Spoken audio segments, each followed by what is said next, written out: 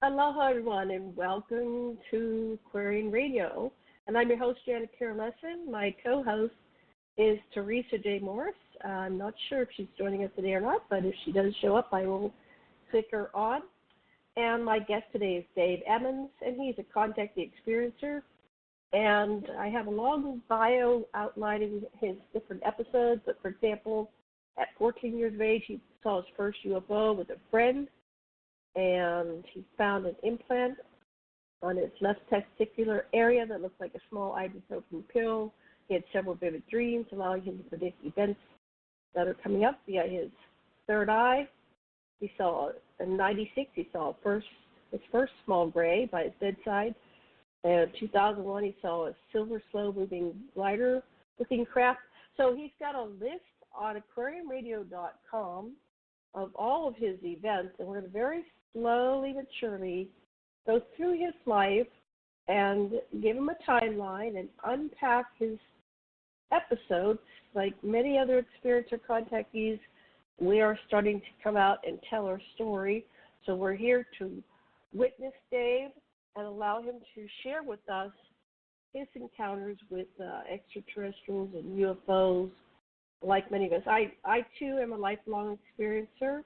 And I'm a therapist, and I do hypnotherapy with hundreds, if not thousands, of experiencers. Been doing this all my life. I'm 65 years old, and we're both baby boomers. Dave is 70. Welcome to our show. Let me make sure. Yeah, Dave, are you there? I am here, Hello, Janet. This is Dave Emmons. Nice to meet everybody. Very nice to have you on the show. And so, and I do want to tell you, Dave, that we are recording this live, and then we're going to take it and put it on about 20 different platforms, including YouTube. So this is going to get distributed far and wide. So, Dave, why don't you start at the beginning and tell us things that are relevant that our listeners need to know about you and your life and your experiences. And we'll have you talk for about 10, 15 minutes, and then I'm going to take notes, and I will stop you and ask you questions. So kind of keep an eye where you are in your storyline at all times, because I'm going to help you flesh this out so we get a fuller picture for our listeners. Okay, Dave? Okay. Okay, all right. Dave. So start wherever you want to start. Okay, we'll start at the age of 14. That's when it all started. And it's something that I'll never forget. Whenever you have one of these experiences, it's just like burned into your memory. And you can actually almost remember the day and the minute.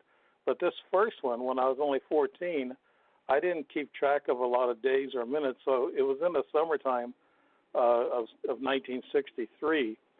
And a buddy of mine, he's one of my best friends, and he still is, and we still talk about this event when we get together. Just a couple of weeks ago, we talked about it. And what happened one night was we were sitting there as two young boys sitting on some steps at his house, and we smelled something that smelled like ozone. We found out it's ozone, but we thought it was sulfur at the time. And then we saw some lights. And actually, the little AM radio we had, 10 transistor, I believe it was, it started having static, and it was starting to be disrupted quite a bit. And we kind of argued with each other, said, "Did you change the batteries in that radio?"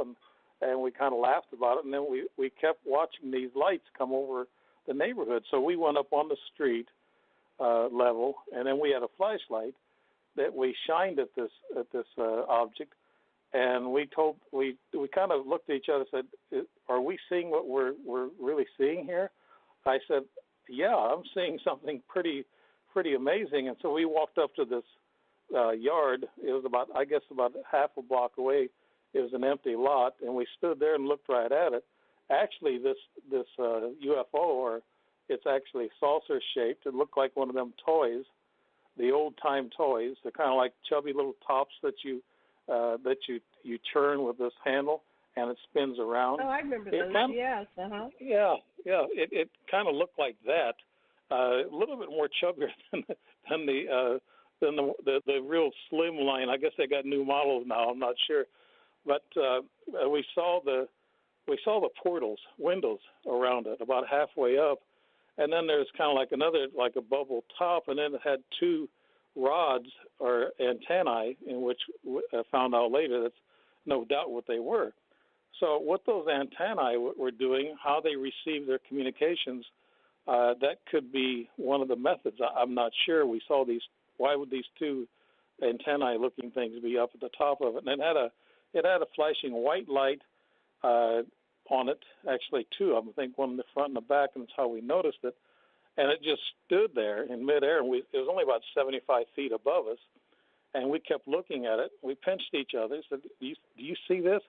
Yeah, I can't believe it. And so I said, "Pinch me." So my buddy pinched me too hard, and we had a chuckle out of it. And I said, "Wow, not that hard, buddy." And I said, then we stood there looking, and after that, we really don't know what happened, because we thought that I was afraid to see one of these aliens look out one of those portals, those window-looking objects, and I didn't want to see one of them. I was a little afraid of that. But what happened after that was we were kind of like lost in time. This happened about 10:30 in the evening, and I know it's a little late for kids, but back then kids kind of stayed out a little late, and they didn't get in trouble.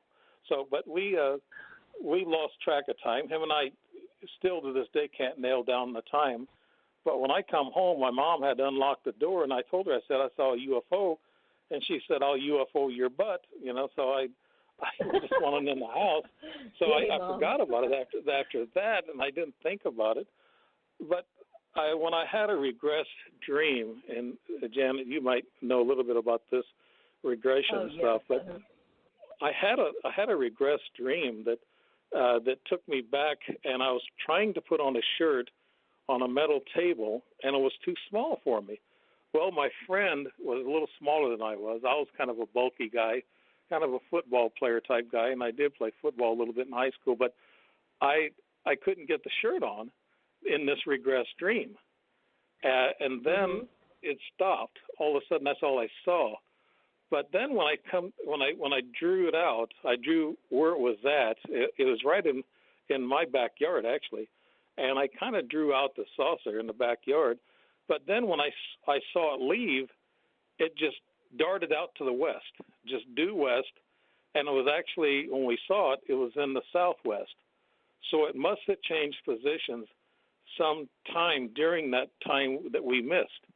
And I kind of thought, well, they beamed us up, no doubt. They kind of knocked us out and beamed us up because we had an hour or so of time that was missing. So, and my buddy's starting to think that's probably what happened. There for a while, he was kind of, he hasn't had the experiences I've had. Now, I don't know how you can draw the difference between two people.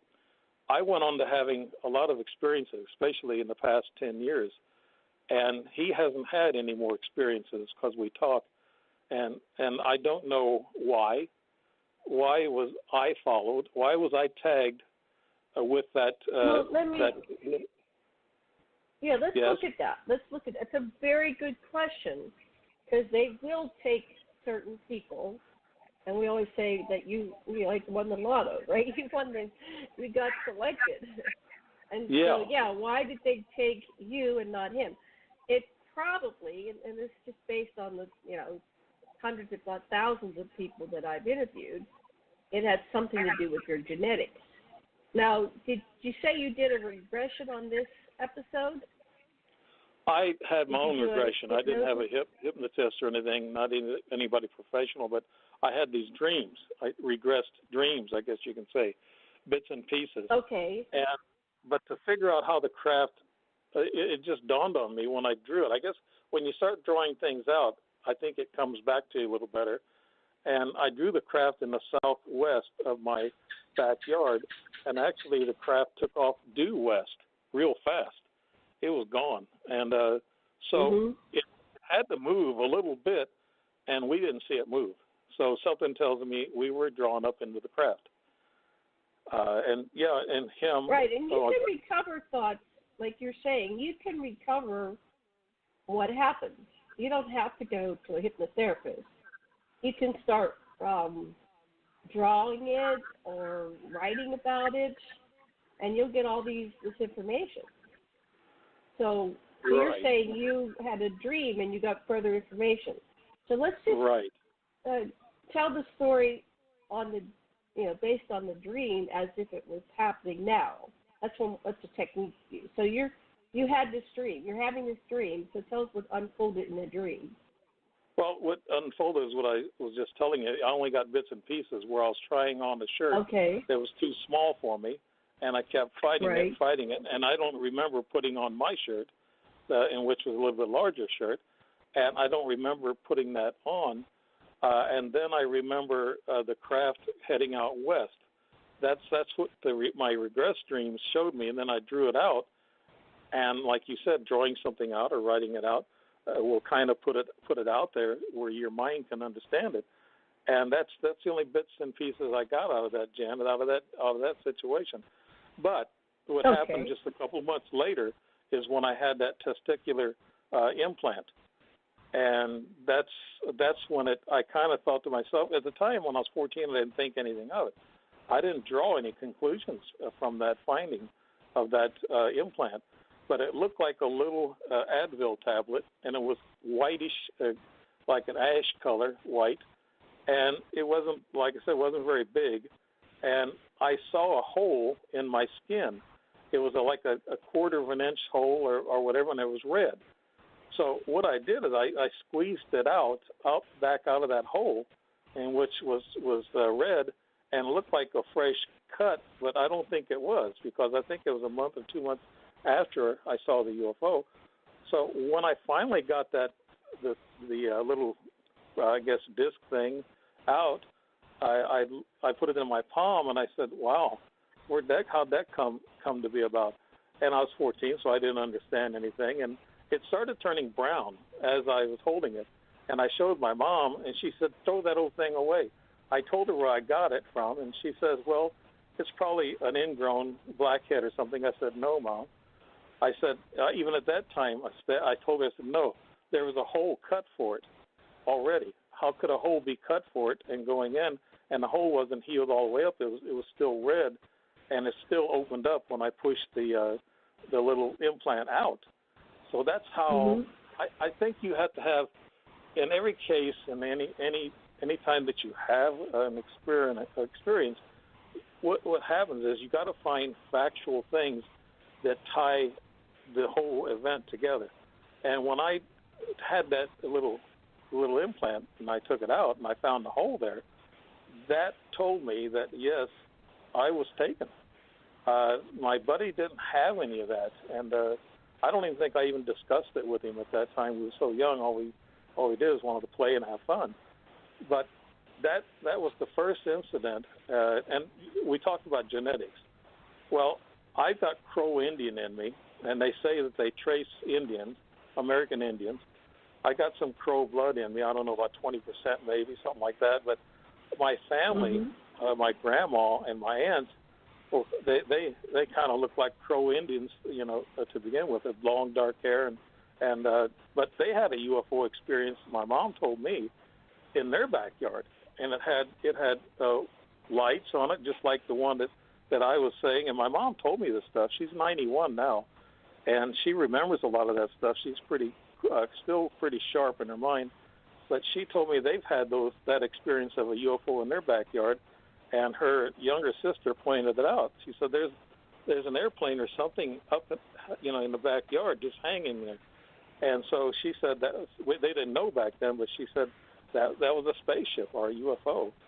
So yeah, I think there is a genetic thing. And my mom, even throughout her life, she said she has seen things walking in the hallway, and she's seen things, come to her bedside, and she couldn't explain what they were. She said they were kind of like tall, thin guys, and so she couldn't draw a conclusion because she didn't study or research these things. The old school people didn't do a lot of research of the UFOs. It wasn't a big thing back then, except for Roswell, and nobody really heard about Roswell until about the late 70s. But it was it's just kind of weird. As you know, I can ask why me, and then I went on to have other experiences, and believe it or not, I've had some weird experiences. I actually think it increased my IQ. When I took my test to enter into the military, I got such a high score that I was able to take anything I wanted. I could do any career in the military that I wanted. So I picked nuclear weapons, top secret. So I did that for a while, and I didn't like it. So I got out of that. I didn't flunk out. I just got out of it. I wanted to go, and they said, well, if you leave, then you might go to Vietnam. Well, my brother was getting orders for Vietnam. He was in the military the same time I was, and his wife was having a baby. So I said, no, you're not going. I'm going to go instead. So I volunteered, and I went to Vietnam. So I become an infantry sergeant there. So that's it's a long story there too. But it's kind of like you have to think about things as feelings. What did you feel? How did you feel about that? Was there a sensation? Was there something in your gut that tells you something happened strange? And that feeling I've had quite a few times. It's kind of like a magnetic energy that hits you, and it dumbs you down. You can't think or talk, and they more or less partially paralyze your mind and your speaking abilities. That's happened to me several times, and I wish that would have never happened, because I wish I could have communicated, in which in a couple of regressed dreams I did have a chance to say something to one of the ETs or aliens, a tall white, and I'll get into that story too later. But I went on, got real busy during my 20s and 30s. I played music. I went to school. I studied journalism. And that's why I like investigating, and that's why I'm doing this now. I'm putting my own stories out there. Not stories. Let's call them experiences. If you call them stories, then they could be sci-fi. And these are not sci-fi, experiences. These are for real. Right. We don't want to get that mixed up. But no, it's. I agree. It's. I don't. Every time I start writing and I try to tell somebody what my experiences have been, I'll sometimes. Well, this is my story. Well, it's not my story. It's my experiences. So I want to get them out before I get too old, where I can't get them out sensibly. I'd rather burn out than smoke out. So that's why I'm doing this now, Janet. Yeah. So we got somebody else on. I hear you, and I'm writing my book too, and it's really hard because some of it's very emotional, and I'll talk about it, but there's something about the added level of writing about it. It's just wow, it's profound. So I applaud you, and I'm glad you're getting it out, and that's why I'm really here supporting it. People who want to come on my show and you want to talk about it, because we don't know, what day's our last day. We don't know when we're not going to be able to talk about it anymore. So we need to really be conscious about it and get it out there and document it. And maybe this will make more sense 20 years from now. But right now we have this phenomenon happening, and we're being contacted. Right. I see there's a lot more activity with UFOs now than ever. And I'm wanting to learn more. I have to find out what happened to me, why. I sometimes pray to give me the knowledge and wisdom of what these mysterious events were. So to go on with that, I mean, it's just but like I said, the last 10 years was more intense. I've seen little things happen. I've seen orbs in the sky. I've seen 5 up-close UFOs, so I don't even count orbs anymore. I just think, that's a UFO that's at a distance. But if you can't see it up close, then you really don't know if it's a UFO or not.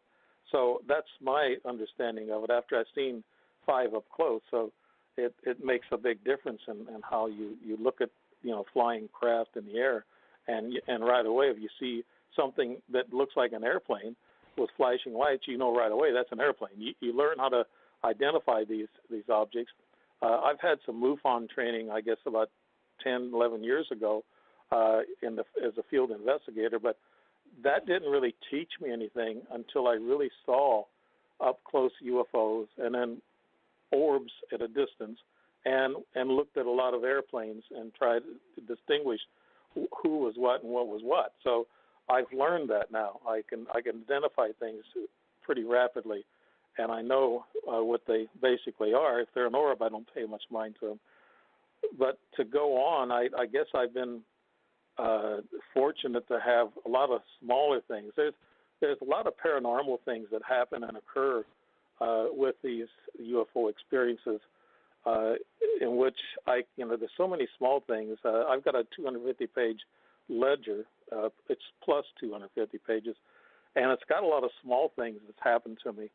And I don't discuss a lot of the smaller things. I believe they're they're paranormal, and I understand a lot of experiencers.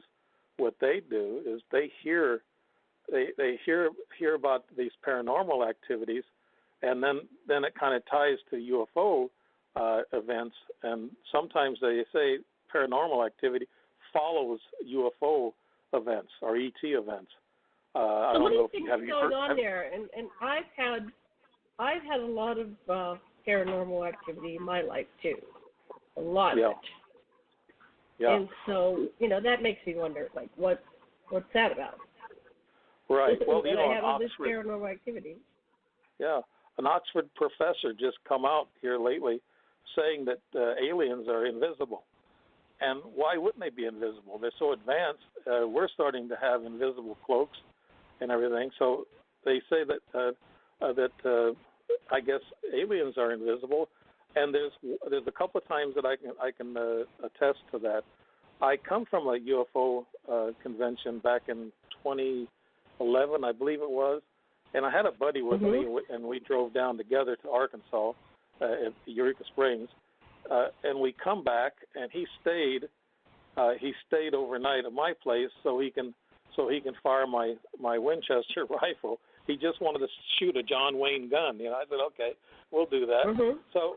But something happened to him in the other bedroom that he was sleeping in, my spare bedroom. He didn't tell me for 3 or 4 months later. And I asked him, I said, why didn't you tell me? What happened to him one night was something solid ran across his feet and his leg. And he said it kind of moved his foot and his leg. And he said it was solid. He said it wasn't ghostly or anything. He was a ghost hunter before he became a researcher in UFOs. So he knew about ghosts, and he knew. I guess the solidity of a ghost is a mist sometimes, and you can just walk right through it or they disappear. But this, he said, was solid. So he said it was not a ghost. And he told me, he said, I didn't want to scare you. I said, you should have told me. I said, I know I had the same experience in an abduction, one of my biggest abductions. I've never had any pain. Except for one night or early morning, something grabbed my foot and bent my foot down, and I jumped, and it hurt my big toe. And I didn't stub my toe on the footboard or anything like that. It wasn't close to it, my foot. So these things, they're physical. So could they be invisible ETs? Yes. He could be definitely right. Yeah. That's something that I think everybody needs to think about too. And maybe this paranormal or this poltergeist activity is from ETs, possibly. That's right, something I had ghosts all my life, and piecing it together as an adult, I'm going, was that ghost or was that ET? So where is that? How do we? So you're saying this guy? What did this guy recently came up with? What? Say that again. He came up with some research. Yeah, he was into UFO research just like me, and we went to the conventions together. Matter of fact, there was 4 of us, and all 4 of us was named Dave, so we had to go D1, D2, D3, D4. One of the Daves that I hung out with, you might know, Dave Marler. He's a specialist in the triangle-shaped UFO. And he gives a lot of speeches and at a lot of the conferences, and he's a friend of mine. M-A-R-L-E-R? M-A-R-L-E-R, yeah, right. Mm-hmm. L-E-R, uh-huh. Yeah. No, yeah, but anybody that wants to come on and we can interview him. I like getting all the pieces of the puzzle, So, right. Yeah. Yeah. But I think another thing that I've been doing, the more I've been discussing aliens and UFOs, I think I like to express the feelings of it and how I felt and what happened to me during that time. I think that makes it more real to other people also when they can understand how you felt. It's because a lot of these experiences, I guess over 50% of them, are one-on-one experiences. I wasn't with anybody. I've only had witnesses to, I think, 1, 2, 3 incidents. And I've had a lot of incidents, experiences. So to describe a one-on-one incident or experience to people is really hard to do because a lot of them may not believe you. They may roll their eyes or they may think about it. And they say, a lot of times what they'll say, why you and not me? I've heard that before too. So, and I spoke to Linda Moulton Hall one time, and she interviewed me for about 45 minutes plus. And the reason why she interviewed me is she was doing a psychological workup on me. And she's a journalist, and I studied journalism, and so I knew what she was doing. And at the end of it, I said, Linda, I know what you were doing. You were doing a cross-examination of the questions to find out if I'm for real or not. I said, what did you find out? She says, you're for real. She said, and you're going to have a hard time out there explaining your. She said, if you had one event, she said that's different, but you've had several events, and she said that's going to be really hard to explain. Not too many people see 5 up-close UFOs, but I have, and I can describe what they look like and everything. So, but it's hard, it's difficult to discuss it. You were saying earlier when you start writing these things down, you get very emotional. When I write them down, I feel like I'm putting it on paper. That way I can kind of let go of it for a while and not let it bother me. I haven't had any really terrifying experiences with abductions. Only that I don't think mine are emotional. It's almost like I missed them. Yeah. It's like this is family or something, and it's like, oh, like I miss them. Yeah. I miss them. Yeah. Yeah. Have you had that experience? I'd like to find out more. Matter of fact, one of my big, I guess, experiences I've had, I might talk about that a little later, I've had out in Sedona. I've had several experiences in Sedona, Arizona. I'd like to try to make it back out there soon and see what it's all about. I'm talking to a guy now that I met on the Internet in the UFO pages that he knows a little bit about hybrids, and he says there's quite a few of them out there, and they train to be human beings, and they try to work with real human beings. They look like human beings. I know I've seen a couple of them, and I know they're real. They look like human beings, and all they miss are they're a little bit awkward and backward about emotions, and they don't know emotions too well. And so, is that somebody else coming in, Janet? Oh, I think somebody's trying to call me. Sorry, I don't hear it, but you might hear it. Yeah, I hear it. Let me double check. Let me double check if. Yeah, that's right. Let me check and see. No, TJ didn't show up on the show, so it's just the two of us. That's okay. We're having fun. Okay. So. But, so you were saying that. Go back to what you were saying. That was fascinating. Well, I'm kind of, I got disrupted there. Sorry about that. Yeah, no, I think I was talking about emotions and feelings, and I almost got electrocuted one time. I never felt some people, I guess especially women, they might be more physically I guess, not attacked, but examined, where a man isn't. And I can tell you how much I probably get examined. They probably take blood samples, and I know they've taken semen samples from me. I actually kind of saw that in a regressed dream twice. It's happened to me. And so when I get to the story of this hybrid in Sedona, it might start making sense, the connection. So here's another thing I don't know about. What's the time out there in another dimension? If they come through dimensions, what time, does time really matter to them? I had one hybrid turn to me, and I asked her how old she was. And she says, why everybody worry about age?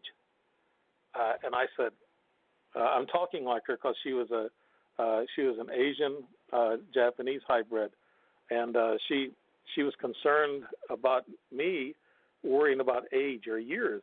And so apparently, from where she's been at or whatever, where she come from, she probably didn't worry about years. They must have plenty of years where they come from. I've seen movies where you fly to one planet or to another galaxy that you I guess the Einstein theory of relativity and the speed of light and all that, you don't age any, and the people back here on Earth age. If you're gone, like you might think you're gone just 5 years, you come back, you've been gone 50 years. So is there a time thing about all this too when they come in? I think also that I ran into one Asian. I'm almost sure I didn't get a chance to really get to know this guy.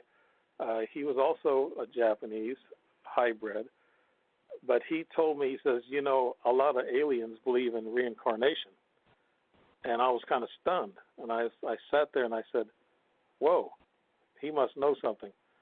And so I didn't get a chance to talk to him much after that. But it's kind of, you get these bits and pieces from these people, and when you see things, it seems like these events go by so fast that you don't have time to get your camera or anything. It's how fast these events happen. Yeah, they don't want you taking pictures. What's that? That's for sure. They don't want you taking pictures for the most part. Yeah, that's right. And also, if you're working or if you're seeing dimensional people, they won't turn and look you in the face. I've had that happen to me a couple of times. One time in Sedona, I can tell you this little story. It may have something to do with ETs. I don't know. I was sitting on the front of the porch of the lodge that I was staying in, and here drives up an old Chevy Impala station wagon, and it looked like early '60s, and I sat there and I watched a woman get out of the driver's side, and a man get out of the passenger side. He goes to the back door, opens it up. He gets this little girl that's about 4 or 5 years old, and she's on a dog leash. And he goes and sets at this bench. Yeah, and the dog leash was all studded with little stones of some kind.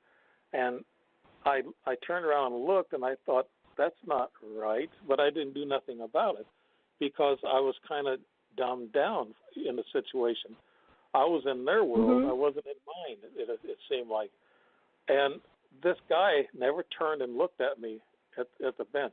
But the little girl looked at me. She had short blonde hair, real pale skin, and a real thin face, and she had sparkling blue eyes. And she wore a 1950s type little dress that the little girls wore, and she had little white shoes on. And she was kicking her feet in the gravel, and I heard a dog barking, and I thought, there's no dog here. Where's the dog? And it was that little girl. She turned and looked at me, and she barked like a dog. And I thought to myself, this is weird. And something told me, I just got up. I guess I was being told what to do. And I went in my room. I sat on the edge of the bed, and I kind of come out of it.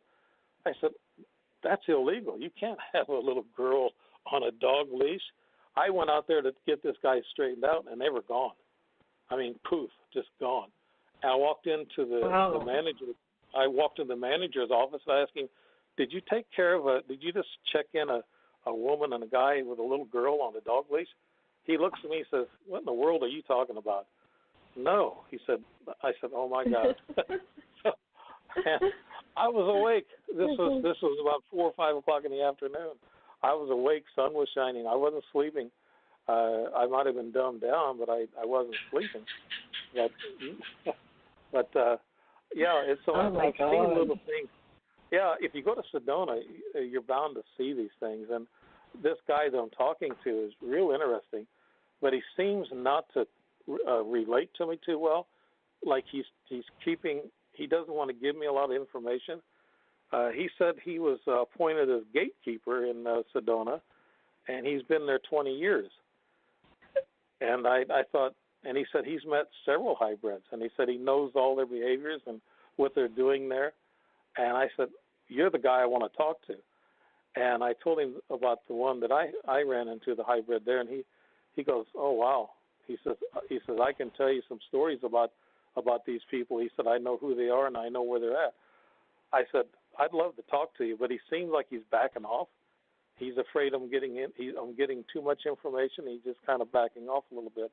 So some people are like that. They don't want to give away the secrets, or maybe they're afraid to. I don't know.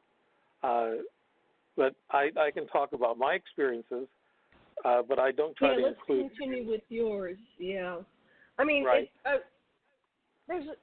It's all part of your experience because you've witnessed it. But and I don't think we're going to come up with an explanation for this. All we can do is look at the mystery. We have this giant mystery, and there's you and everybody else, and we're all getting pieces of this puzzle, and we're collecting them, and we're putting them together now, and we're talking about it like we've never had before. And it's not just Betty and Barney Hill. It's like there's something really weird going on here. But yeah, you had a lot of different incidences. Let's continue with your timeline. So, what do you want about next in your personal timeline? Okay, I have all my notes and the what happened. Another time, I saw this triangular ship. It was huge, and this was on April 9th, 8:30 in the evening, and it was cloudy, like it's going to rain. I was sitting outside. It's a really nice day. I was sitting outside on the porch, and I was talking to my brother, and I saw 2 big bright lights coming from the north, heading towards my house. And I told my brother, "I'm going to have to hang up." I said, I'm looking at something here weird. And I stood there in the driveway, and this huge craft, it was kind of a gray color metal, and it was kind of black and gray. I don't know, couldn't really tell the color because the clouds might have been reflecting on it.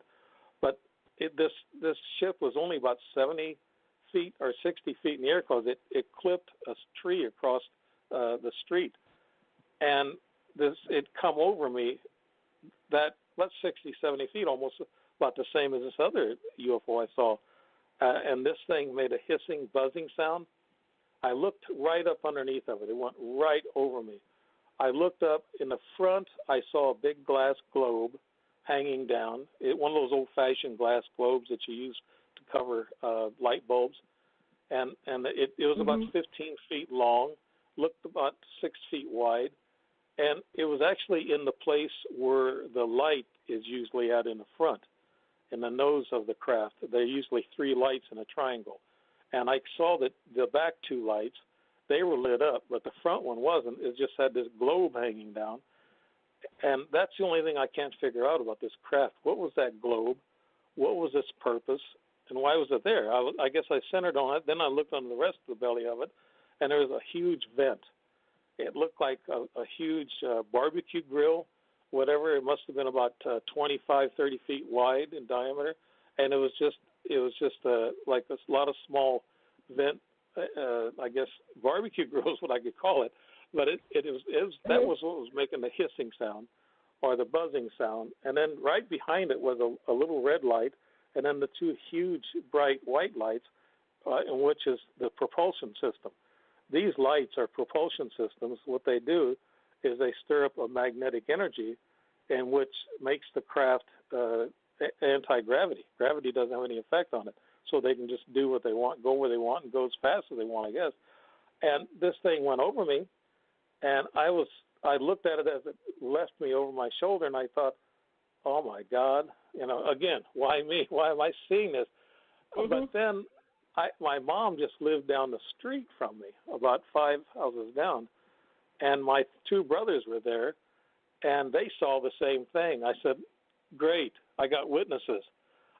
So I said, I got witnesses on this one, So that was great for me. That my mom said she didn't want to step out on the porch because she was afraid she was going to be abducted.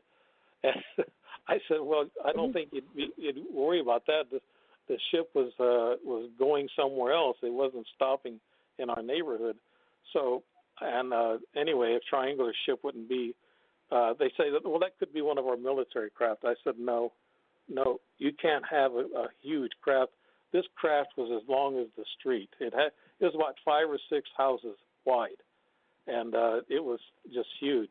And I said, no, a military craft would not fly that low in a neighborhood, in a populated neighborhood. They don't do that. Military craft, they don't do any test flying over populated areas. Not that I know of, but it doesn't make sense. And a craft that huge would have to have some other type of propulsion system to hold it up, to stay aloft. So there was a huge. I called the police station, asked if anybody else saw it, and they said no. And they got my number, and they said they'd call me in case somebody else saw it, but I never got any other reports. But my mom and 2 brothers saw it, and I was happy about that. So it's that was. Well, I want to look at what your mom said. Your mom said, "I don't want to be abducted." So right. Usually, when someone says something like that, they're remembering that they were abducted. Right. That she's had some. That's somewhere she's had some in her. dealings. Yeah. Right. She's had some dealings with them, and I told her about my abductions, in which she believed. None of my family disbelieves me, because all my family, most of them, 3 or 4 of my brothers, have seen UFOs, and so they're believers. Only one is a kind of a skeptic, and he hasn't seen one yet. But that's that it's in the family. I don't know why. Like we were talking about, is it DNA? They follow DNA, or is it something that were marked from years ago? Or is it are they following Indian blood, in which I think early on in the U.S. or the Americas, they had a lot to do with the Indians, the Maya, the Inca, and also right. the American Indian. No doubt has seen these people, and they call them ant people and all this other stuff. And I've been out to New Mexico and places of that nature. I went out searching for this stuff, and I had a couple of buddies who write ghost books and everything here in Springfield, and they told me that I'm a brave soul after being through some of the things I've seen and done, and I go out searching for them out west, and that's what I do. I go out west, and I'll go to New Mexico, and I go to Arizona, and I try to find them. But believe it or not, I've never seen a UFO out west. Except for high up with 3rd generation binoculars, the infrared binoculars, and I've seen the orbs up high. That's about most I've seen out west. I've seen all my UFOs here right in Illinois, and I've seen all 5 of them here in Illinois. Then the next craft, I'll just go to the one craft or the other. The next craft looked like a smaller saucer. It had a dark center to it, a round center, and which looked like about maybe 15 feet in diameter. And around it was 4, looked like pie cuts, plates. They're glass, actually glass, because they were lit up white. And I guess that was the propulsion system on the bottom of this craft. The whole craft looked like a pie cut up with a dark ring in the middle. And when I saw this thing, sometimes they tell you to be somewhere. This may sound silly, but sometimes I've heard you'll it actually before. Yes, you'll be told something. Like I was told to go to Springfield, Illinois, and I was listening to a couple of friends of mine in their band, and I had some weird things going on, and this gal that's with the group that I usually hang out with paranormal stuff, she was standing there, and she said she felt something, and I told her that, I said, I'm supposed to be here, and I said, I don't know, I'd come to listen to you guys, but I was also told to be here. So when I got down there about an hour and a half, it was getting to be late, so I left, and I went out back to get in my car. I saw, and this could be, I don't know, I saw this gal, about 25. She was kind of blonde-headed, and she was rushing to get something out of the console, and she looked up at me as I was getting in my car and leaving, like she was getting that object out for me. I don't know, I was a little afraid. So, but I wasn't that afraid. But I drove away, and when I went through town, I must have really made a time, because there's about 15 stoplights there in Springfield coming out of the middle of it and going back on the highway on 55. And I stopped at all these stoplights. It seemed like it seemed like time was sped up. And that's when down the road, that's when I ran into that UFO, the one that was shaped like a pie at the bottom. It was bright. I thought it was a street light on the side. It's a 4-lane interstate, and I thought it was coming from the south to the north.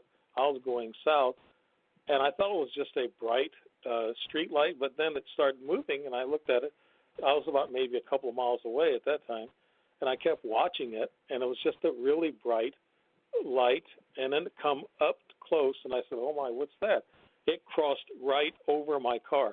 I looked up out of my window, and I saw the bottom of it, and I thought, again, why me? Why did they cross over me? There was about another 7 or 8 vehicles on the road right where I was at. And again, I asked that question. They like yeah, you. Apparently, yeah. They've had their fun, I guess, scaring me most of my life. But yeah, I saw that, and I got home. Usually it takes an hour and 40 minutes to get from Springfield to my home in southern Illinois, but I made it in about an hour and 10 minutes.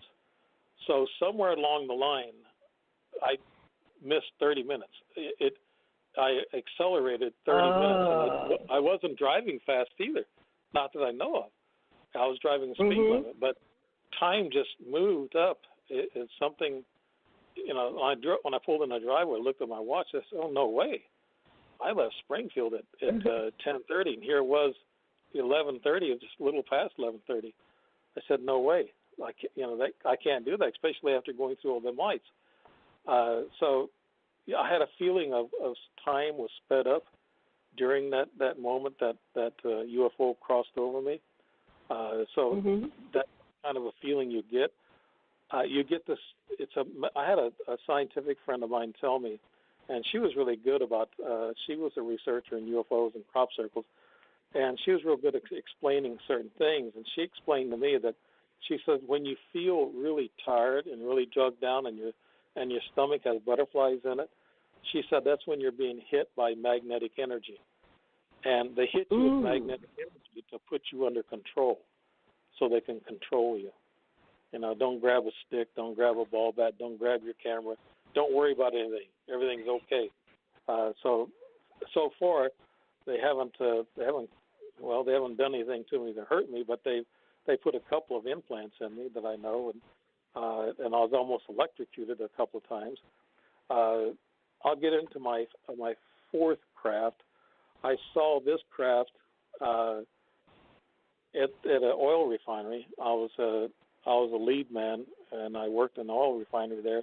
And I was I was inspecting the towers and things, and I was up on this 15th deck level, and I saw coming from the east a shiny object that was flying fairly low. I'd say probably 150 feet, because I was probably 100 feet or so up in the air where I was at. And I saw this object coming, and it was moving and everything. And when it got closer to me, it looked like a drone or a small a glider, but it was all metal, all metallic, didn't have a cockpit, it had only had one dorsal fin straight up, and it had two short wings and I thought, no way, no, that can't be. It can't fly like that low over a refinery, because a refinery is a restricted area for aircraft. So this thing was flying in a restricted area. So, and then it flew by me, and then it went south, and I watched it go south. I called the guys in the control room. I said, you guys need to take a look at this thing. And then he said, there he goes again, Dave, with those wild UFO stories. You got a reputation, Dave. Yeah, I know. It was a reputation there. But a couple of nights later, though, here's what they left for me. This craft, whatever it was, put an idea or something in my head in which I dreamed a couple of nights later. It was about the plant closing. And these guys, they were putting millions of dollars in renovating the plant. And I told the guys, I said, I had this real vivid dream that the plant's going to close. I said, within a few months. They said, oh, you're crazy. You're crazy. They're putting in $2 million in just our unit alone. I said, no, it's closing. And so they just wrote it off. They laughed at me. And so they said, oh, it's one of those UFO things. I said, maybe. But it was real. So 4 or 5 months later, the plant did close. The whole plant closed. And I didn't get a chance to see them because I was off. I just had back surgery, and I was off when they closed the plant. But I had this dream where I was walking around in the unit, and I was inspecting the machinery and going from one place to another. And then I didn't hear any noise because the refinery is pretty noisy. You got to wear earplugs. So it was real quiet. I walked in the control room, and I thought we were down. I thought the whole unit was down. No lights were on. It was all dark in there. And I thought I had an eerie feeling. And then I woke up, and I said, something's going to happen in the refinery. And it did. So they will put things in your mind. They can control us. They can actually bring up dead relatives to you, which I'll tell you here a few minutes. Oh, I'd like to hear about that. Yeah. Yeah, but I guess I'm doing a lot of talking here. I'm enjoying it. I'm enjoying it. Yeah. No, so you're talking about this refinery, and they're going to close it. Right. Right. Okay. What's that? Yeah. So they're telling you they're going to close it. And what was the significance of telling you that they're going to close it? I'm not sure. To show that you're I think.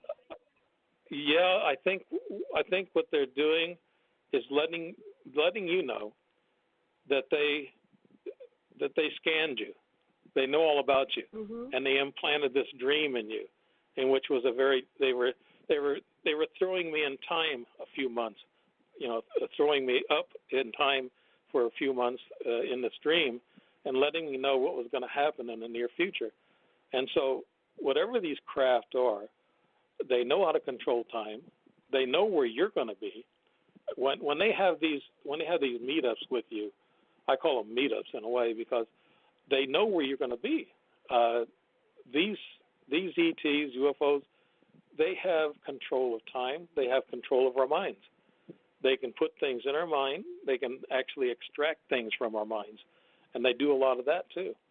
And that I felt in my last UFO sighting, the last close-up UFO sighting.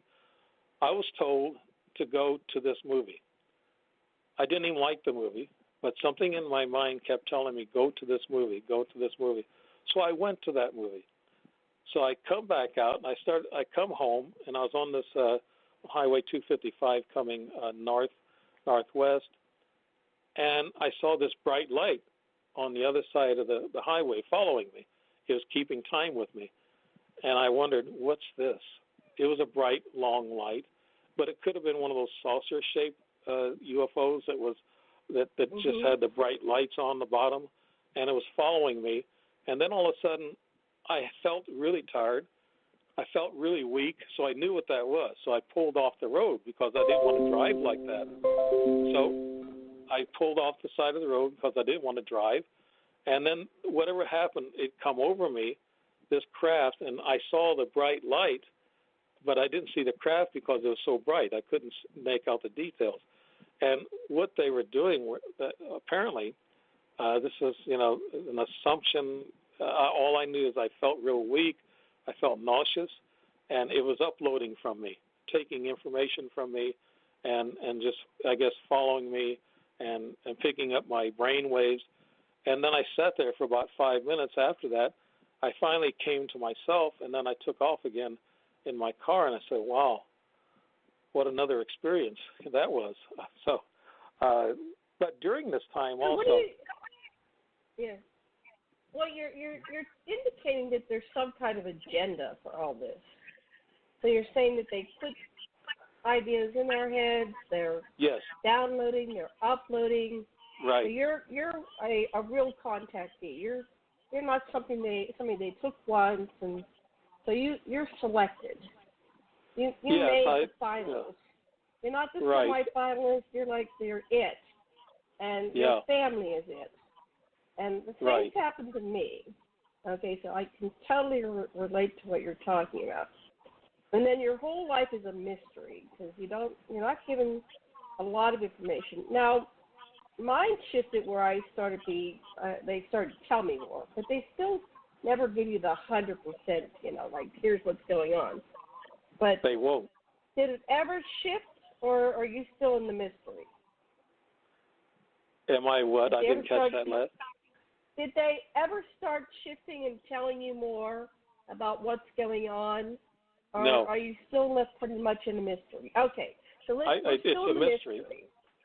Yeah, I've had some regressions that were very vivid, and I can get to those also. This all comes together in a lengthy from 2009 until about 2015.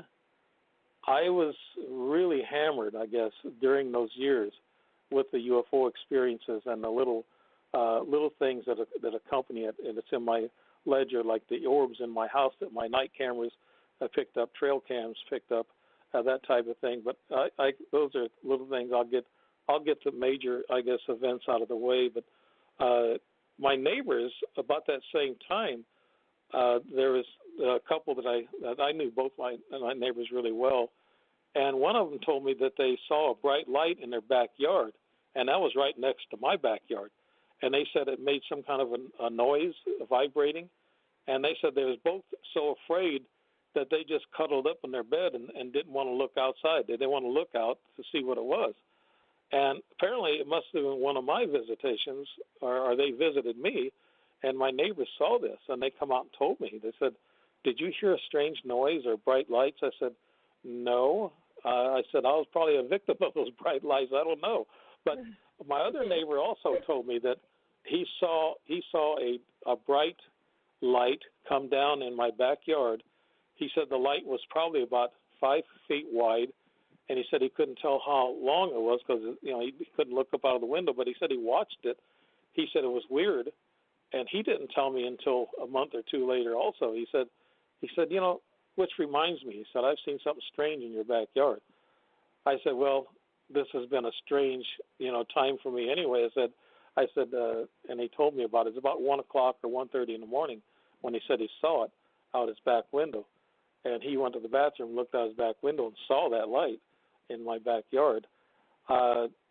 Then my brother-in-law and my sister, which lived down the other end of the road that I lived on, they said they saw a tall man dressed in black with a black hat and a long black coat that was really fluttering in the wind because it seemed like a storm was coming up. And I didn't see this man in black, but they did. And my brother-in-law was very skeptical about anything paranormal. So, but he told me he saw it. He said, I have to admit, Dave, I did see it. I did see this tall black guy, not black guy, but black, dressed in black, men in black. My sister and my mom saw it from her vantage point, from her front porch, and they couldn't figure out what that was, and they told me. So there's things around me that other people have seen that I haven't seen, but like I said, I probably got the dirty end of the stick of those deals. So I don't know. So the men in black, what were they dressed in? Were they dressed long black? Long black. Go ahead. A long black coat, one of those trench coats, and a black hat, they said. And his pants were black. So it was kind of like what was the black. hat like? What was the hat like? I don't know. They didn't tell me. I didn't see it. My brother-in-law, my sister, and my mom saw this thing standing out near my back fence, and they said that they saw it, but they didn't tell me. They didn't give me real details about the hat. It was just the trench coat and the black pants, and they said I was wearing a black hat. So I don't know. They saw it. I didn't. You don't know. But everything usually happened around my house. That's what I'm getting at, and that's why maybe I've had several abductions there at my house. So I've had a couple of real abductions that I'll never forget. I had the first time I talked to Dr. David Jacobs about this too, one time at an ES meeting in Arkansas. That's Eureka Springs, and I talked to him about it. And I said, "Have you, Doctor? I know you've interviewed thousands of people that's been abducted." I said, "Have you ever talked to anybody that felt like they got electrocuted and there was a lot of static that was made a real loud noise?" He said, "Oh yeah." He said, "Quite a few." He said, "Why, did you have that?" And I said, "Yeah." And I said, "One time they must have really got me because they paralyzed me." And I said, "The other time I pushed my shoulder and I fought it back." And he looks at me and he laughs. He said, "You didn't fight it off. They were already done with you." So I said, "Okay." Oh, wow. So I was really wrong. I didn't push them back, and I told them to leave. He said, "No, they were done with you. They were bringing you back." And but the first time I had this shock, I was laying in bed. It was about 10:30. I had this really severe cold in my chest, and I thought I had bronchitis, of course, and I thought it was turning into pneumonia, and I was going to go to the doctor early the next morning. And I was laying there about 10:30, 11 o'clock. I was trying to go to sleep, and I was laying there with my hand off to the side of the bed, and I felt a real shock that hit my index finger on my right hand, and it made a real loud popping sound, and I thought the finger was blown off. I turned the light on, looked at my finger, and it was still there, and I said, "My God, what was that?" And my hand was not close to any clocks, no radios, no lamps, wasn't close to anything electrical. It just almost popped my finger off. And I thought that was weird. And then there's some paranormal things going on at the same time. They piled my shoes on top of each other, and I know I didn't do it. Next to my bed, I had two pairs of shoes, and they piled these things on top of each other just to let me know we were here, you were asleep, you don't know anything. Maybe it's their way of maybe they have a little bit of comedic expressions or whatever. But jokesters. Yeah. but yeah. No. But the largest one this was a huge. This is where I know the feeling now. And I had this feeling the other night too, and I think the wife even had it. I felt very tired, very drug out, and that's when they're starting to work on you. What happened one day? It was about 1:30 in the afternoon. The sun was shining. I was on my computer doing some work or something on it, and then I walked out of the computer room, and I was really exhausted. I felt really tired, so I went into the bedroom to rest my back. I've had back surgery, so I went and rested. And I was laying there with I was laying on my elbow, and I was looking out the front, out my bedroom door, and the sun was shining really bright. And then all of a sudden, I heard this static sound right behind me, and it was really loud next to my bed. I turned around to take a look at what it was, and all of a sudden, it hit me in the right shoulder. And when it hit me, it paralyzed me. I couldn't move, and it kept shocking me, and my body was kind of shaking. And I felt this shock, and my eyes were wide open. I looked out the door, but I couldn't move anything else. And every time I tried to move, it would hit me with another jolt. And it was. I knew it was them because of all the other incidents that happened prior to that. This was in 2011 also when this happened, and I get 2011 and 2012 mixed up. If I look at my charts, I got in a folder. Someday I'm going to get all those out. Matter of fact, I got I got a lot of pictures that I've written down that I want to copy and put in another file, so I can show those, or as backup for some of the things that has happened. But going on to this, the biggest I think event that I've ever had was that I felt so electrified that I couldn't move, and then I heard my sister's voice. She's been dead 4 years before this. She died of cancer. Yeah, it was her voice. And I used to call her Sissy. She said, Dave, you can do it. Come on, you can do it. I said, do what, Sissy? Do what? She said, you can do it. I said, come to the door so I can see you. And she said, I can't. It sounded like she was out in the hall from where her voice sounded. And she said, I can't. I said, come to the doorway, please. She said, I can't. And then I got hit by another jolt of that electricity, and I thought, well, I better keep my mouth shut. So her voice went away, and then there was my fingers in my left hand. It was up against the headboard when I was leaning on my elbow, and I can move my fingers a little bit, and they drop a baby's hand in my finger grasp, and I was able to pull down on the fingers, and they felt human. It was a human hand. I felt the palm and the little fingers like a baby. I said, oh, my God, what is this?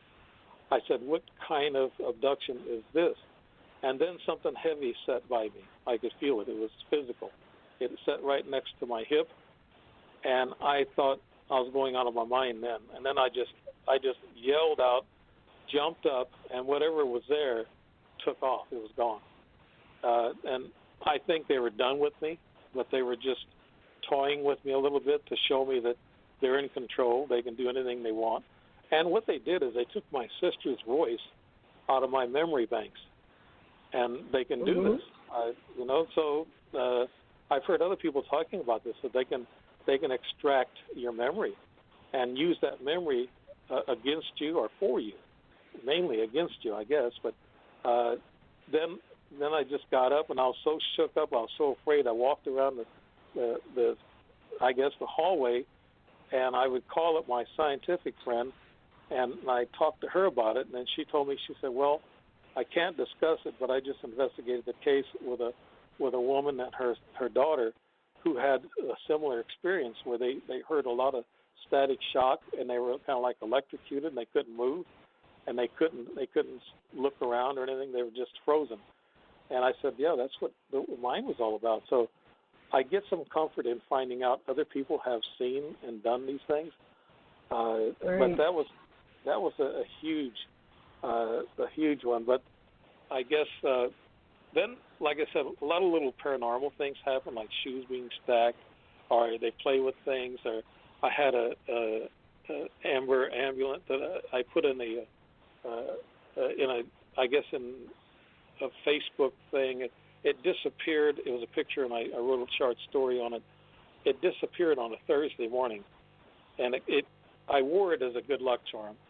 Whoever got it took it off my chain, and I couldn't find it anywhere. I stripped the bed down, the sheets and the pillow, and I took the pillowcase and looked under the bed all around. I couldn't find it anywhere, and I was just curious. It wasn't that it worth so much. It was just I was curious what happened to it. Where'd it go? So I kind of thought, well, I'll run into it somewhere, somehow. 3 days later, on a Saturday morning, I get up out of bed, and I actually washed my face and brushed, and then I went to the mirror, and I combed my hair, and when I brushed my hair, it fell out of my hair. And it fell out of my hair. And up. Oh, my God. Yeah, that's what I said. I had chills go up my spine. I said, oh, what a place to find this thing. They wadded it up in my hair. I had a little bit longer hair then. But no, but those are the smaller paranormal things you run into. They call those apports or apports, whatever it's referred to. Oh, apports. That they come in from another dimension, and they leave things, I got some little plastic discs that they left for me. I don't know how much time. Am I running the clock out here? Any questions? I know I got a big mouth, Janet. 9 after the first hour. It's like 10 minutes into the second hour. I'm just I'm fascinated by what you're saying. You've got all these different things now. The app ports, I had one time where I had this favorite watch that an ex-boyfriend gave me, and he had died, and so I was in an ex-relationship, and it was my favorite watch because it was his, I had left with him, and I took it off to go to bed, and I always put it right by my computer. You know, I had a little thing to put all my jewelry in, right? And right. And it was absolutely gone. It was gone. I went back and where is it? Where is it? So I spent hours, and my husband searched, and we looked everywhere. And so that was the next day, and I finally went to bed. I gave up, and I came down the next morning, and I had lifted up the keyboard 100 times. I moved everything. It was hanging out from under the keyboard like a little, you know, the little tail, the little one side. It was just a tail, and I came down and go, what the? It was not there. It was like, oh, somebody has, you know, a sense of humor. Right. They're screwing with it, right? They're just screwing with it. But I am so curious because you were just like, you know, I mean, there aren't many of your level where you're a lifelong experiencer. There's a lot of people where they have episodes, but you're almost like the ambassador level, although they're not giving you the conscious memories, but you're definitely a selected one, very selected by extraterrestrials. And I'm just wondering if you in your own mind, and you have a very high IQ, and I find myself figuring things out at night. So I'll, you know, it's like I said, honey, my supercomputer was crunching away last night, and I'll come up with some hypotheses, some theories about what's going on. Now, you've had this going on for how many years now? You're 70. Right, I've had it going on since I was 14. Time. Yeah, but I didn't remember a lot of the things in the 70s and 80s because I played music, went to school. I kept too busy for the ETs. I think that's the thing you got to do is you got to keep really busy to keep them off your back. No, I'm just joking about that, but I didn't really have any memorial. You know, I didn't have any memory for a lot of things back in the 70s and 80s. The 90s, I started having these things come back with me, but they might have been with me all along. I just didn't notice it. But I had one night in 96, I believe it was 96, where I thought my daughter walked across the mirror in our bedroom. My wife and I was in the bed in our bedroom. I thought she walked into our medicine cabinet in our bathroom off of our main bedroom, and I thought it was her. So I got up on my elbow, and I use my elbow a lot. I guess I'm used to, you know, going to the bar or drinking a beer, but I don't drink that much. I'm just kidding. But I haven't really drank that much ever since I've had these experiences, to tell you the truth. They're more spiritual in a way than they are anything. And do I feel privileged in seeing and having these things happen to me? Yes, I do. And I want to express to people that it's more spiritual. It lets me know that there's another side to life. There's another dimension. So people that might be listening that think that God and religion is dead, it's really not. Religion, not so much, but spirituality. There is a heavy spirituality of us going from this dimension to another dimension. So I've been there, and I've done that. I crossed over several times, and through these abductions. So it's kind of, like I feel privileged. Yes. Mm-hmm. No, I feel blessed. I can tell you how they erase your mind, Janet.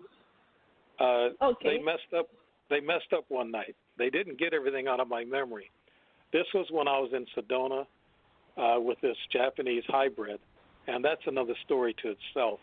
I spent 20 hours with an alien, I can almost say. And I know now what they do to erase your memory.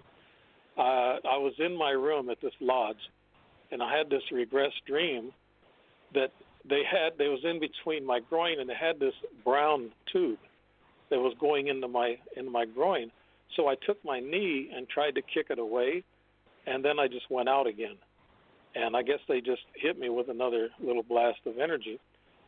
But what I regressed, that part of it I regressed, but there's another part that was very key, just like that big glass globe on this triangle craft. To me, those are key observations that I haven't heard too many people talk about. But when I got up the next morning, I knew something had happened before I met this Japanese hybrid for another day of going out sightseeing. And but I regressed in that room. I went back the next following year, and I asked the manager, I said, give me that same room. So what I did is just like we talked about earlier, draw it out, whatever. But I went in there and took pictures.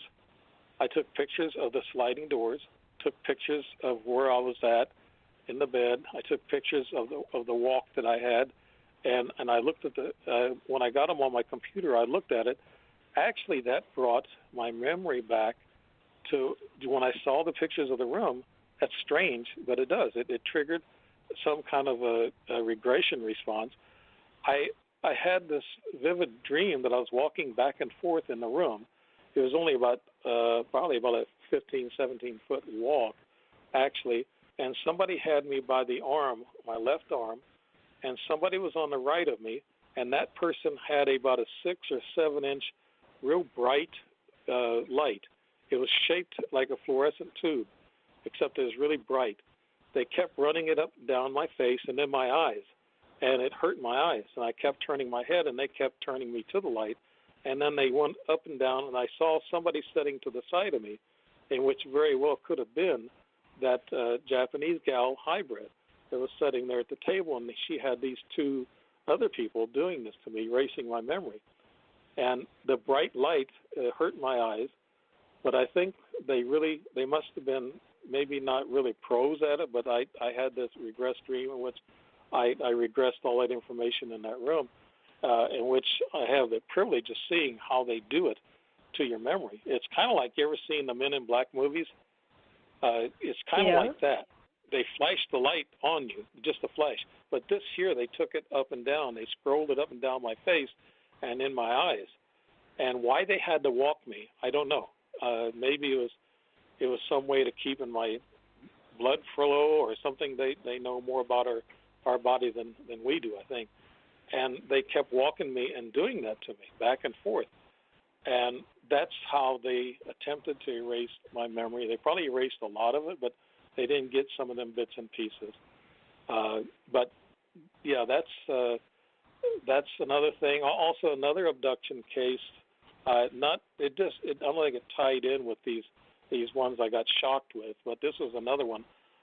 I had a vivid dream. When I have dreams like this, I know they're coming from somewhere. They're very vivid. Right. Yeah, and they have some facts. Yeah, they have facts to them. You can kind of weed out the facts. But this dream that I had, they walked me to my front door, and my front door is a metal door with insulation in it. So they walked me to it, and they was going to walk me through the door. And I thought to myself, no, I can't. I'll hurt my head. I was thinking like a human at that point, and I said, no, I can't. It's going to hurt my head if I walk through there. So what I did is I took my right arm, and I pushed it. I went through the door, and my hand and arm was sticking out the door. And I turned around and looked who was behind me, but I didn't see anybody. And then I felt a lot of intense heat on my arm, right where the door was at, where the metal was hitting my arm, and a lot of energy. I guess they speed up your frequencies to get you through. They say your frequencies have to really be your body frequency. They speed them up so much that you can walk through anything, and that's what they do. So I was hurting. My arm was burning and hurting, so I decided I better go through. So I finished going through the door, and then after that, I don't remember anything. So that's another regressed part of one of those abductions, and I'm not quite sure which one it fits. You have so many bits and pieces coming at you, you don't know which one fits which time or place. I know this little. Yeah, that's confusing. Yeah, I know this little green guy that come up to me. I didn't even finish that story. I'm sorry. I'm rattling on. I'm looking at the time, and I'm rattling on about. But I have to finish this where my daughter went in and got. I thought it was her, And I kept yelling out her name, and it wasn't her. And here come this shadow around the side of my bed. And it was dark in the room. And I turned and looked at him, and it was a little gray-green guy. I mean, he didn't look like the little perfect skin grays that you see in the shops or in the stores. He had some wrinkles. I mean, he was really wrinkled. And his eyes didn't have the black patches on them. I could actually see some white of his eye, and he had real big pupils. And I thought, well, he doesn't look like a typical gray. He looks weird. He looks gray-green, and he was really wrinkled, and he didn't have those black patches over his eyes. And so I felt fear for about 3 or 4 seconds, and then I felt very peaceful and calm, and I must have went out. He must have put me out. So he must have grabbed some samples too, or whatever he did. But I woke up and my eyes were blinking. I couldn't stop them. They were uncontrollably blinking. I don't know, some kind of a wow. Yeah. So I don't know what caused that. But my eyes were blinking quite a bit, and they didn't settle down for about a half an hour. I asked my wife, did she see or hear anything? She goes, no, go to bed. What they do is they put everybody out in the room. They knock everybody out. They make sure that nobody comes to. So, that part of it. But have you ever had those type of experiences, Janet? Or? I haven't had the uncontrollable blinking, but I've had it where they knock out my partner. So they came when I was with my second husband and knocked him out. And then one night, they're funny. They joke with you. So one night they freeze me, and I go, oh, and it's like you're frozen, but you can still kind of see in your mind's eye what they're doing. And then they're, oh my God, they just like her husband. And he was so straight and conservative, and he couldn't go this, he couldn't even go down this avenue. He couldn't go down this road in any way, shape, or form. And they took him. They one time came and they took me and Jason. They returned us. This was really weird. They returned us both in our beds, and we were sitting like frozen with our arms down and our faces up. We were flat on our back, which we never slept that way. We were always spooned. And as soon as we, it's like we came to, our eyes opened at the same time, and we saw out of the corner of our eyes these spots, and we both looked, and it was blood. And we went, what? And we started to, at the same time, pull down the sheet. There was more blood. So at the same time, we threw the sheet off. I was almost expecting, like in the Godfather, the horse's head. There's so much blood. Right. We started going, are you okay? Are you okay? We were expecting each other, and there wasn't a mark on either of us. It was the weirdest thing. How could the sheet be totally full of blood on both sides? I wasn't on my period. It was like really bizarre. So I warned Jason, he's now deceased, I said, you may not want him to be my boyfriend because people who sleep with me have strange experiences. And he just got up and he took the sheets off the bed and he started to get the spray and wash, and he goes, we're never going to talk about this again. We're just going to wash these sheets and forget about it. So I've had a lot of bizarre things, like, and this, it doesn't make sense except on some level they want you to know. They want you to know what's going on. Right. It's like they're giving you pieces of the puzzle, and they want you to figure it out. And that's why I say you have a very high IQ. You've had a lot of experiences. Like, envision yourself putting all this information into your supercomputer, your own AI, right? And let it chunk. Yeah. And then see what it comes up with, like tomorrow morning. A lot of people get activated after these shows. See what it'll come up with tomorrow morning, and maybe you can call me back or send me an email. See if you get more. Yeah. Okay, yeah. I'll do that. Yeah. So a lot of times when you do associate yourself with people who've had similar experiences, or if you think about UFOs, they won't come to people who don't believe in them. I've heard that statement, but why then are people so afraid? I've heard some really horror stories, I know, let's call them stories, experiences of people, especially women, who who get treated really bad on the examining table, and they feel pain and everything.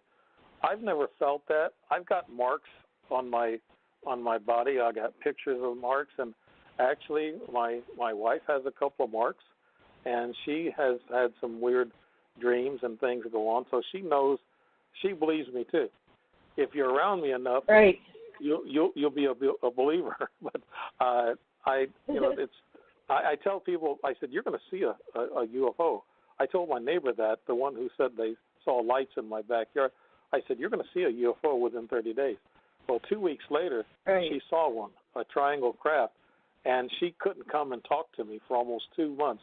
She finally come over. She said, I had to get the guts up to come over and tell you this, Dave. She said, I know you're a UFO expert. I said, no, not an expert, just an experiencer. And she said, I saw one. I said, saw one what? She said, a big triangle UFO.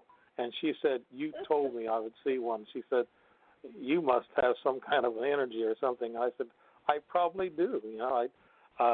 And which energy takes me to another situation. When I was flying, we lived in Alaska for a couple of years, and I flew from Alaska to the Philippines and to Singapore. Well, when I got in for the TSA exams, they give you the metal test and take off your shoes and all that stuff. But when you stand up, I don't know what this object is, but it goes around you. You stand up with your arms in the air, and this thing goes around you. Well, I flunk those all the time. I walk out. Oh, you do? And what's that? You do? What's that? Well, that's fun. You flunked them. I'm laughing at you that you flunked them. How do you flunk them? I did. Okay, here's how it happened. I stepped out of it, and there was a TSA guy. He was a pretty good, large-sized guy. And my wife says, come on, baby, we got to go. Get your bags, get your shoes. And he grabbed me by the arms. She said, ma'am, he ain't going nowhere. I said, what are you talking about? He said, you're staying right here. I thought, listen, I said, I'm not breaking any crime. I said, I'm not breaking any laws. And he pointed up at this silhouette of a person on the side of this machine, and there was about 5 yellow spots on my chest and on my stomach and on my shoulders. And I said, oh, that's from my back. I got metal. And he looked at me and gave me a dirty look. He said, that's not your back. And he says, he pulled me to the side, and they patted me down. They took an alcohol swab test or whatever they do for gunpowder on your hands and arms. They did all that to me. They checked my pockets, everything.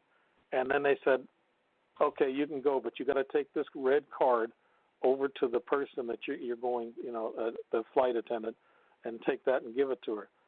I said, why? He says, don't ask questions. And I said, have you seen that before? He goes, no, I've never seen that before on this test. And so that's not the only time. It happened to me in Seattle, too. I had the same test. I told my wife, said, oh, no, here I go again. And I flunked that one again. I went through, and this guy pointed. He said, there's yellow marks on your body. And I said, can you tell me what those are? I said, they showed up before. He said, no, but they're red flags. He said, you know the routine, step to the side. So they examined me and checked everything. And I said, wow, what is this? What are those yellow blotches in my body? That must be some of the energy I picked up when I got electrocuted, I guess. But it's some story to think about all these little things that happen to you when you encounter these things. It just there's so many little factoids that hit you that says, we got you. So that's how I feel. They do the ultraviolet, and when you're contacted, they leave marks on you. So I wonder if their equipment is similar to the ultraviolet that you do at the conference. There's a guy that has a machine. There's a lot of the conferences. Yeah. So I wonder if it's a similar thing, like they're picking up. So you might have been, but you said it's the same pattern both times, right? Right. Mm-hmm. Yes. It seems to be the same pattern. So right. Some kind of they were permanent like little, they're like roundish, like blobs, on my body, and I can't figure them out. I try to go on the internet and try to find out what the yellow blotches on the body means to this machine, and I couldn't figure it out. And there's a lot of things that I can't figure out. I really can't. That's why I keep searching. I want answers, and I keep searching and searching, and that's why I'm talking about this now. I've been on radio before, back in 2011, 2012. I've done AM radio on some of my stories, but this is just a small local radio station. But I did an interview with Grant Cameron about 10 or so days ago, and did a good. I love Grant. About a 2-hour interview with him, and he the YouTube hasn't been released yet. I don't think they got it out. He said his assistant does a lot of that, and they haven't put it out yet. But I've done that over a week ago. But he was. Well, this will be available right away. As soon as we're done, in about a half an hour, the audio will be ready on the system. It'll be on Blog Talk. I will have you on one of my Revolution radios somewhere down the line here. I'll send you an email. We'll pick a date. So I have 2 different networks, and so we'll get this out far and wide, because this is just another piece of the puzzle, and we've got a very important piece, and we're looking to resolve this issue and get some clarity and connect the dots. So it's fascinating what's been going on with you. Let's see what time. We've got about 30 minutes if you want to go the whole time, or we could stop now and do another time. I'm going to give you the options. I know this gets exhausting after a while, especially when you're the one telling the story. What do you want to do? Yeah, especially when I'm going 100 miles an hour. Well, I can go ahead and finish out for you. I don't want you to lose your time on your network. 2 hours. Go for it. Give me your critical incidents, and then we'll do this again on another show, like in about a month or something, because I don't have any openings left in May, and somewhere in the middle of June. I'll give you dates.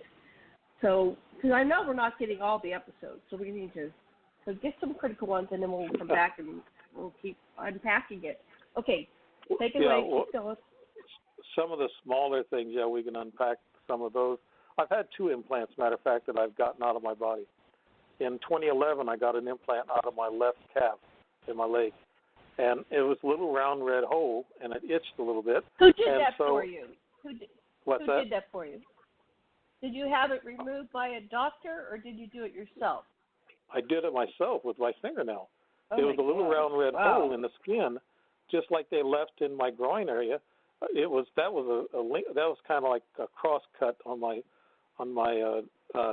testicles, but on my calf, on my leg, it was a little round red hole, and it itched. So I scratched it, and a little bit of blood came out. I thought, "Oh, what's that?" And I scratched it some more, and then I got a tissue, and when I dabbed it with a tissue, I pulled out this black thing, and it was about I'd say it's a little over 3/8 of an inch long, and probably about 1/4 of an inch wide, and it was just looked like a little charcoal piece, a little black gray color deal, I guess.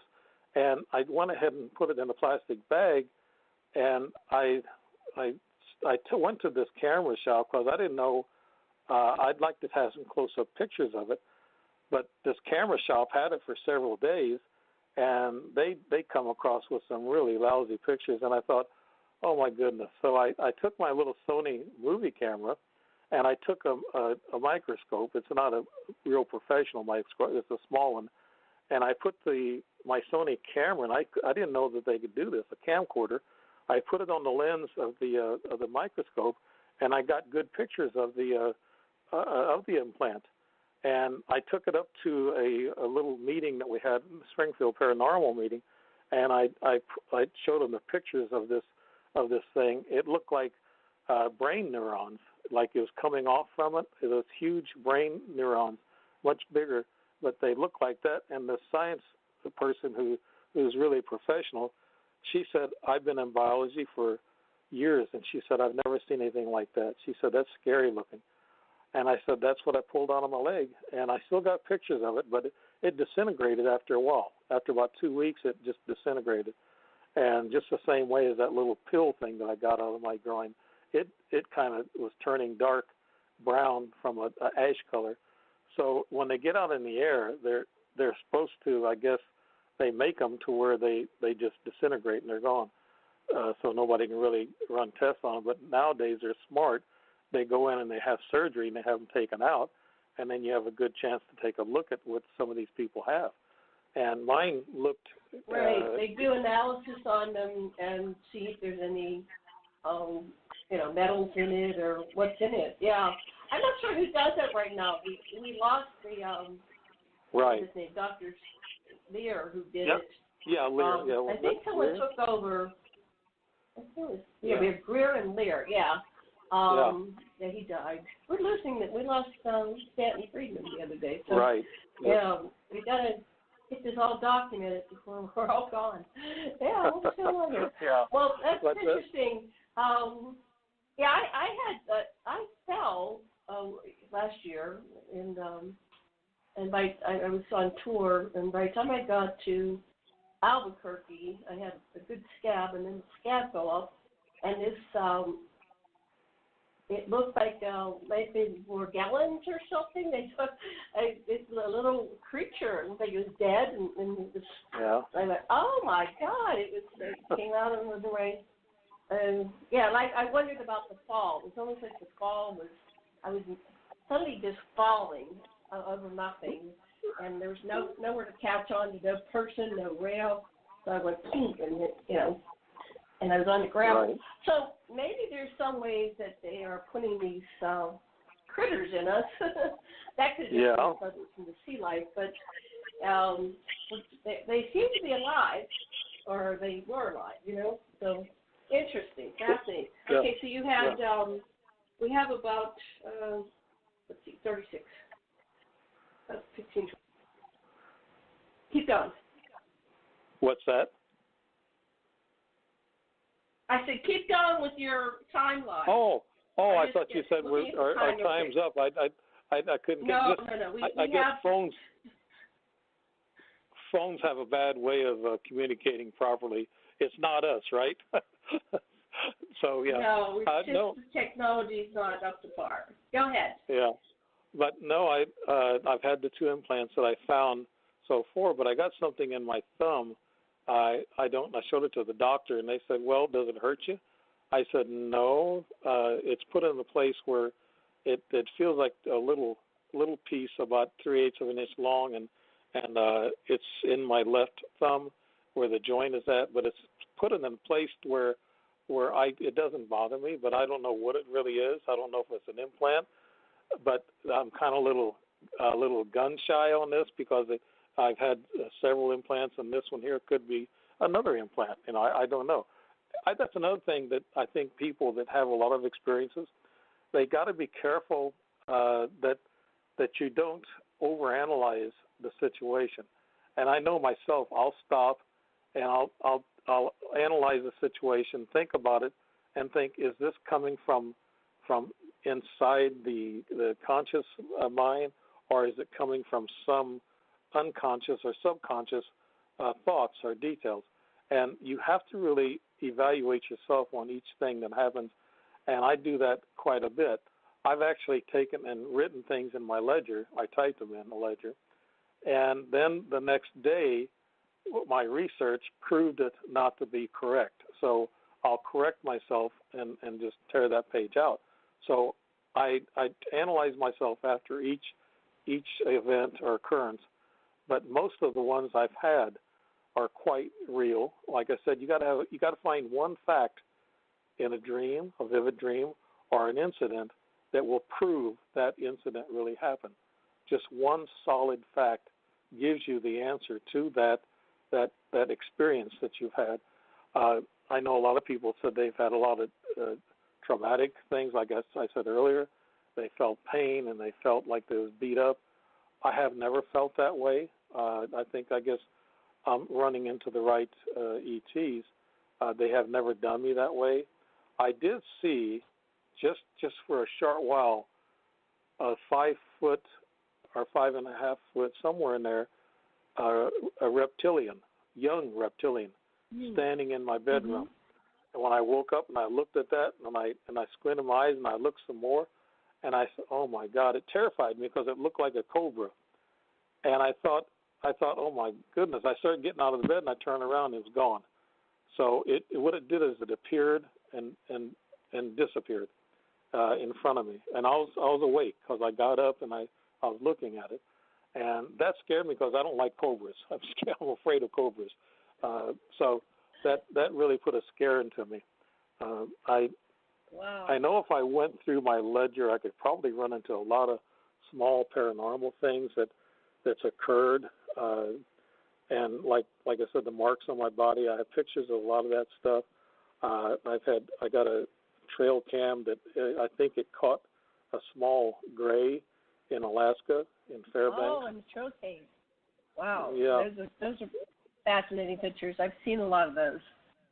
Yeah, but they're what are they smeared. catching on these trail cams around the world? Yeah. Well, this one's smeared because it was an infrared camera, and it was dark, and so the movement of this being or whatever it was, the first shot, it was a bright light that was kind of like up in the ceiling, and then the second shot was a smear of this little. He's about 3.5 feet tall. He was gray, and he smeared it. You can see his eyes and his little mouth that they were smeared because of the infrared, and you can see where he reached and touched the camera and shut it down, because I didn't get any more pictures from that camera. I didn't get any more for a while. He shut it down. Yeah, he just had to touch it to shut it down, I guess. But no, a lot of things like that will let you know that you're being followed. I had little plastic disc. They seem plastic to me, and I keep them close in a little. I got a little container, and there's 4 of them. And this story is kind of, I don't know where it comes from. Is it coming from ET? I know they're upwards. I know that. The first one I saw was in the summer of 2012. It was July. I was in the bathroom and I looked down, and right between my feet was a dark. Oh, I heard that. That was a squeal. I think somebody's trying to call me on another line. Sorry, I have an apartment for rent, and so people are trying to come to my apartment after the show. But that's okay. They're not supposed to come until 4:30, 5 o'clock. Yeah. Okay.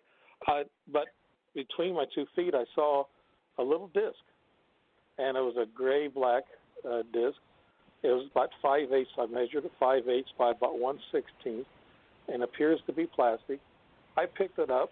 I didn't think much about it. I kind of looked around. I said, "Where did this come from? I don't have anything like this around the house." They look like little bingo chips, but they're too small to be bingo chips. They were kind of like small, where I don't think they'd allow a kid to play with them nowadays or whatever.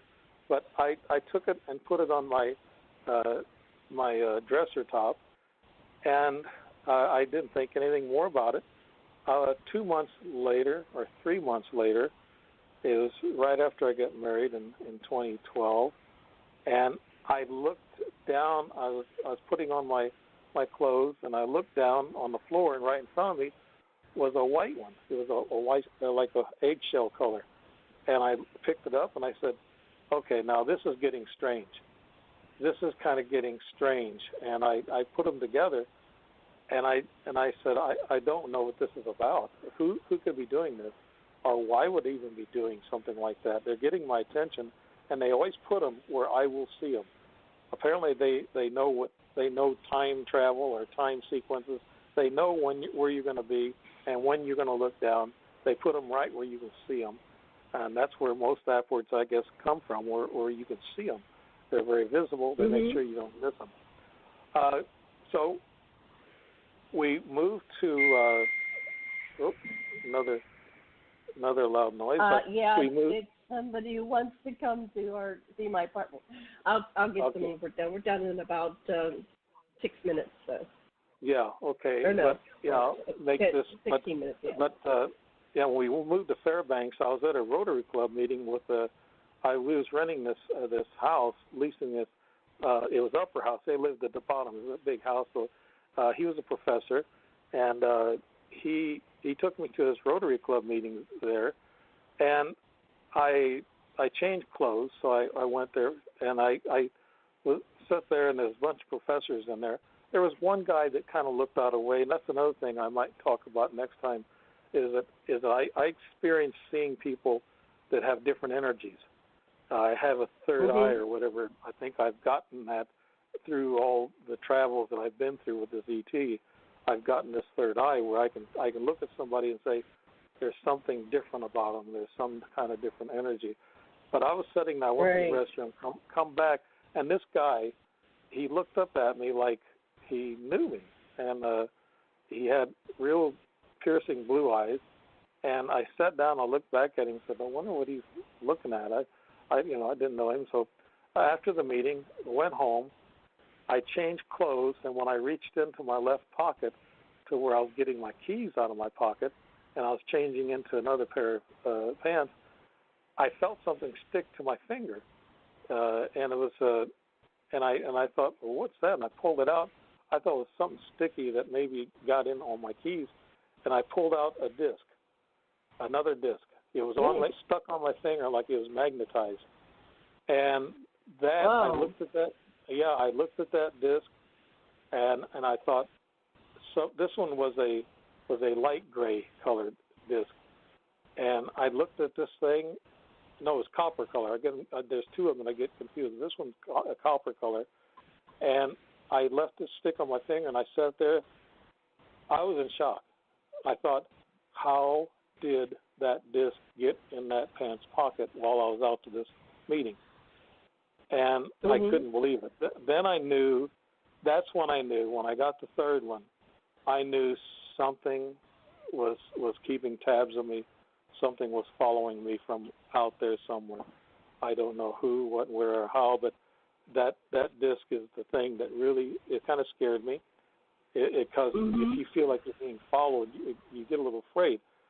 Well, that wasn't the last one. About 6 months later, wife and I went to the TX there on a base. She worked on the base with the DOD as a consultant, and so we went there and we come out, and in the packed snow, is right on top of the packed snow, right in the walkway, the path that I was going to my car, and my wife saw it first. We saw it about the same time, but she reached down. She said, "Isn't this the same kind of disc you get all the time?" This one was a red one, and it was put on the packed snow as I would, right in the path where I'd be going. So they know where you're going to be. They know where you're going to walk. They know all these things ahead of time. And they put this red disc right there in my walkway. And then I guess my fear was starting to subside, and the questions kept coming in my mind. Who's doing this? Who are they? What are they? What are they trying to tell me? There's got to be something they're telling me. What was the answer? He who asks knows. On some level, you know the answer. What was the answer? Don't overthink it. What are you saying? That I asked somebody what they were? You asked the question, what was this about? And so he who asked the question knows the answer. So be spontaneous right now and answer it, but don't overthink it. Just what comes off at the top of your mind? I believe they're coming from dimensional sources, of course. I don't think they're ET oriented, and I think what happened is when I broke that little barrier, a dimensional barrier, when I was abducted, I must have brought in other energies that maybe know where I'm at. They follow me, and they may be taking care of me. I don't know, and I hope that's it. I hope that energy is good energy. It hasn't hurt me yet. So what do you feel? Trust your emotion. What do you feel? Do you feel negative or positive or something in between? I feel positive about all my events. I feel spiritual. When I first this started happening, I'd go out west, out to Sedona, and I felt like the spiritual energy. It was there's a spiritual energy involved in all this, Janet. I don't know, can't explain it, I feel so positive. It's like it's not only just positive; it's elated. It's absolute joy. And then I hear about these other people when they have horrible experiences, and a lot of people have really good ones, but there's still, like you said, some people who have very bad negative experiences, and they have a lot of fear. And I feel bad for them, and I feel guilty that, mine are positive, and I'm not sure what to do about that. I just go, well, what's free, that organization that does the research on experiencers, is that over time, the perspective of the experiencer changes from negative to positive more often than not. And sometimes it's who you're working with. Like David Jacobs tends to be like a negative outcome, and you might have somebody else that's neutral, and then somebody else that has a more positive. The facilitator, if you go with a facilitator, depends on their attitudes about the subject as well. So it's definitely very complicated what's going on here. But I, trust your emotions. So you're saying it was positive, and it feels like it's interdimensional. I think my conclusion is the ETs have the ability to go interdimensionally. They'll just pop in and pop out, and I've seen that over and over. Right. So wow. Okay, we're going to wrap this up here. So okay. And we will do some more later. So to include, what's one or two more things you want our listeners to know before we sign off this episode? I just want people to know that I know there's people who say there's bad ET and there's good ET. I've only ran into the good ones so far. They talk about the reptilians being terrible. I've never ran into one of those. I saw one, like I said, for about 5-6 seconds, and it disappeared. That scared me, just the way it looked like a cobra snake. I think that's why people are afraid of them more so. I had a regressed dream about a tall Nordic. I'll get into that later. I had, a regressed dream about a blue alien, spotted blue alien. I'll get into that later on. So I've seen several of these alien people, but I have never had a real bad experience. It's been kind of a wow experience. I've been scared, a few times, like that shock when they shocked me. That scared me. That was the only time I was really afraid. I think otherwise, a lot of times they knock you out. You don't even know what's going on. But what I want to leave with people that are listening is that there is another side. There's dimensions. I don't, who knows how many. The ETs are coming through dimensional portals. I'm sure of that. They're traveling through these wormholes. I think scientists have a lot of that right. But I don't have answers for anything else. But I think if you have the experience, just kind of go with it and face it. After a while, after several experiences, you get used to it and you get stronger, and you can relate to it much better. So it's something that I guess people have to learn through experiences whenever they do have their experience. And I hope if they ever do have experiences with ET or dimensional, energies, that they have a good one. That's the best I can wish for people listening. Yep, that's all we can do is hope it's a good one. And I always recommend that people find a good hypnotherapist. Dr. Lessin and I do some, but we don't take on very many people at all because we're so busy doing shows and books. But there are people that are all over the country that are learning hypnotherapy, working with people, helping people recover memories. But you don't have somebody else. You can do it yourself. Learn how to meditate. Go inward. My girlfriend and I, back when we knew nothing, we just got a how to hypnotize book, and we were hypnotizing each other, and we weren't afraid of each other, so we were able to go deep and get a lot of information. So you don't have to pay somebody a lot of money. Yeah, I wish I could do that, Jana, but the hypnotist I went to, it backfired. She was the one that was put out, not me. that's another story. Well, I'll have to tell you that. That happens sometimes. That happens. Yeah. Those people go under, and it's okay. She needed to go. She needed to get something, you know. Yeah, right. It was vital. It's always vital. Okay. But it's the more you can do self-hypnosis. You know, a lot of people don't want to give over control to somebody else because they're afraid that they're going to, lead the witness, so to speak. But you can learn self-hypnosis. I think when you get your dreams, that's maybe a form of self-hypnosis. So what I recommend to people is before you go to sleep, ask for some clarity because humans are complicated. So your higher self will come and help you find answers, just ask for clarity. And if it doesn't happen one night, don't be impatient. Just keep going. And just ask for clarity from your higher self, from your guides, your angels, however you symbol it. I'm not injecting my religion or belief. Okay. Well, I'm going to call this a day. I see my husband coming in with groceries. I'm going to go help him. So thank you, everybody, for tuning in today. Thank you, Dave. It was a wonderful show. And thank you. I will contact you for future dates. And much love and blessings, everybody. Thank you for tuning in. Aloha. Thank you. Thank you, everybody. Thank you. Bye-bye. Good night. Bye. Good night.